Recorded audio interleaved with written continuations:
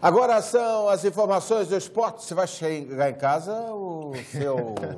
Hein? Tu não dá ideia, porque a mãe é pedagoga, então é capaz de chegar em casa e realmente rolar alguma coisa nesse sentido. Trabalhar coordenação motor e tal. Precisa. Entendeu? Tu diz? A mãe é pedagoga, vai inventar alguma Marcelo, coisa. não precisa não. Papai e mamãe não precisa mais. Marcelo Nunes, que história é essa que o Marcílio Dias pode ser rebaixado da segundona, nem participar da segundona? A gente vai tentar explicar na reportagem sobre esse programa do Profut, né, do governo federal, que pode ter impacto aqui no Marinheiro. Quem diria? Vamos falar de esporte então. Boa tarde para você.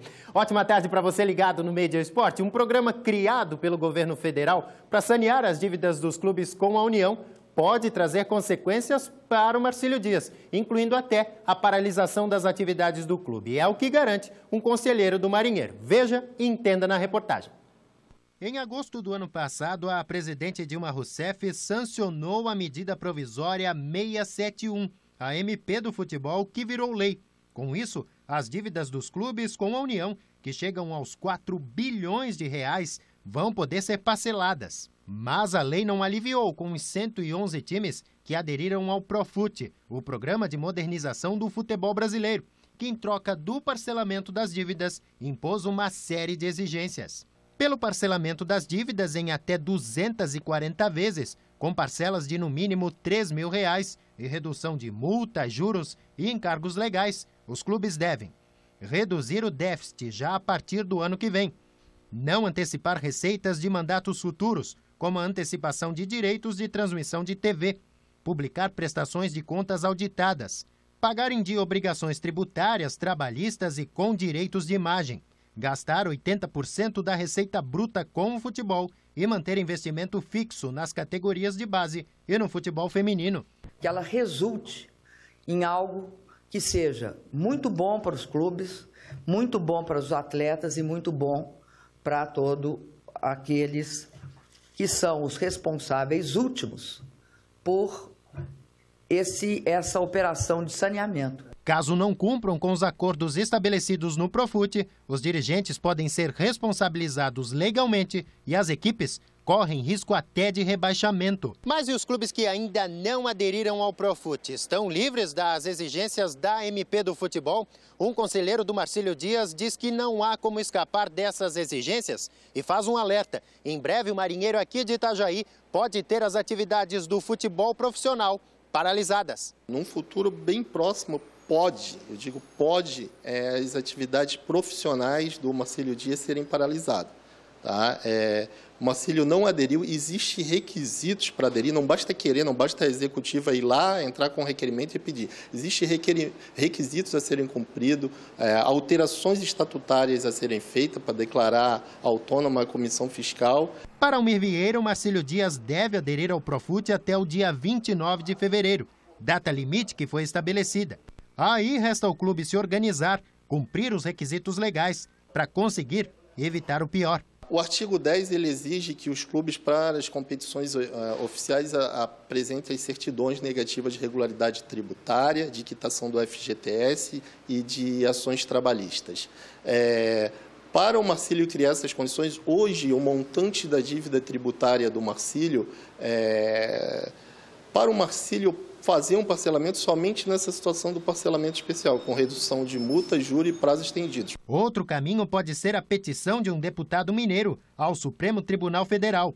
Na ação, o parlamentar pede anulação de artigos da lei que exigem a certidão negativa de débitos para a disputa de competições. O caso está nas mãos do ministro Teori Zavascki. Nós não podemos jogar com o incerto, o clube tem que ser planejado. Se ele quer um novo rumo, ele tem que ser planejado, nós deveríamos aderir para garantir a continuidade do futebol profissional. Ao longo de quase 100 anos de história, o Clube Náutico Marcílio Dias tem convivido com constantes ameaças de paralisação. Só que em 2016, a tão esperada modernização do futebol brasileiro pode cobrar com juros pesados as ações de um passado sombrio.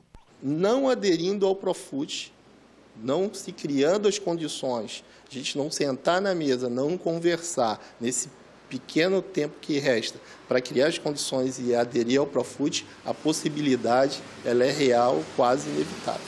Uma história que começou em 1919, planejada para durar o infinito, que corre sério risco de ser interrompida.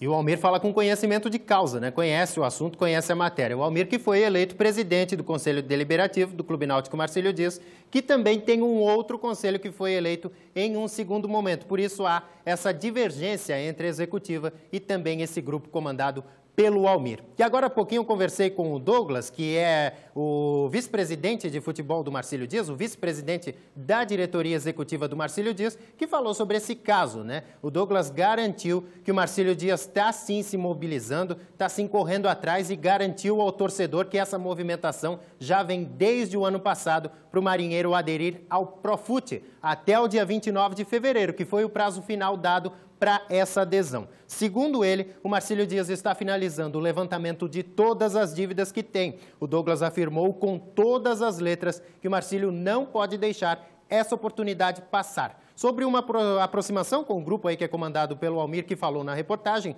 o vice-presidente disse que fica difícil de compor, até por causa dessas divergências que, digamos, existem entre os dois grupos. Olha, eu acho que ainda está na hora desses dois grupos comporem, sentarem juntos sim, pensar no futuro do clube e deixar essas diferenças para lá, já que esse risco de fechamento é alto, ficou provado aí na reportagem. Essas diferenças têm que ficar de lado. E está na hora também do torcedor, do associado do marinheiro, cobrar mais, se informar mais sobre as coisas que estão acontecendo no clube. É direito, é dever de cada marcilista. Depois, se o clube fechar as portas, aí não adianta ficar por aí chorando, né? Agora a gente muda de modalidade e fala de coisa boa do vôlei masculino aqui de Itajaí, que venceu ontem e venceu bem. Veja só.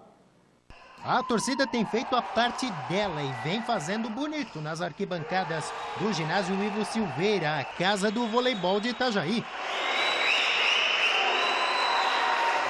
E dentro de quadra, Itajaí foi para cima dos paulistas do SESI e mandou ver.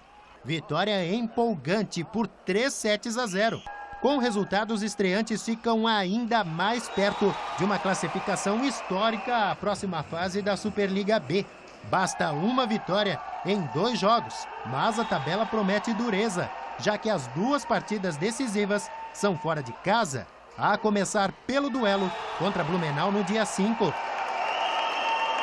Muito legal, o ginásio cheio, o torcedor comparecendo, aderindo, melhor dizendo, a essa ideia do voleibol. E tomara sim que Itajaí avance aí para a próxima fase da Superliga B de voleibol. Mas saindo lá do ginásio Ivo Silveira, ontem à noite, a gente se deparou com essas imagens que você vai ver agora aí. É que parte dessa quadra, uma quadra muito bacana que foi reformada recentemente ali ao redor do ginásio Ivo Silveira na Fazenda, tá no escuro, gente. Já pensou jogar bola na escuridão? Olha a situação do pessoal jogando bola, a garotada jogando bola ontem à noite lá. Então fica o apelo da comunidade da Fazendinha, né, que é aquela ponta do bairro Fazenda ali, para a Secretaria de Obras, para as autoridades de Itajaí acenderem as luzes por lá, né? Dá uma olhadinha no luz. O ginásio está todo iluminado, mas aquela quadra está na escuridão. Jogar bola no escuro não dá. E tem uma pracinha também para a criançada brincar ali que está na escuridão. E começou a nova competição do futebol brasileiro, a Primeira Liga. Em Minas Gerais, deu Flamengo. O Atlético quase marcou com 1 minuto de bola rolando nesta cabeçada do zagueiro Thiago. O Flamengo só se defendeu no primeiro tempo, mas a superioridade mudou de lado. A segunda etapa foi do Flamengo Guerreiro. Após 5 meses sem marcar, o atacante peruano fez 1-0. Nos minutos finais, com a participação de Emerson Sheik, Paulo Guerreiro marcou outra vez. Flamengo 2, Atlético 0. Jogando no Gigante da Beira-Rio, em Porto Alegre, Internacional e Coritiba ficaram no 0-0. E mesmo com caráter amistoso na competição, o atacante Fred do Flu estava nervoso ontem contra o Atlético Paranaense. Mais gols da Primeira Liga, veja. O atacante se desentendeu com Léo do Atlético Paranaense. O clima entre os dois esquentou e eles acabaram expulsos. O único gol da partida foi de Vinícius, ex-jogador do Fluminense. 1-0 para o Atlético Paranaense em Volta Redonda. Em Santa Catarina, Alisson fez o gol do Cruzeiro. Ainda no primeiro tempo, o Criciúma empatou a partida com Diego Giareta. Final 1-1.